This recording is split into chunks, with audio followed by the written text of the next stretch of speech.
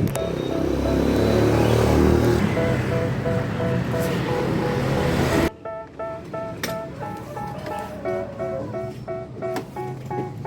tell me that I'm never gonna make it. They want me to do something that could make sense. They hate when I keep dreaming I'll be famous, but I don't give a fuck, I'ma keep chasing. I got all this potential that's deep inside of me, but they hate when you're successful cause they try to be. They sit there being judgmental because you're trying things, and they just want you to settle and do the right thing. So get a good job, don't slack off. Wake up every morning, make a good impression on your boss. Don't do anything that I wouldn't do. And when you're making money, make sure you don't spend it too soon.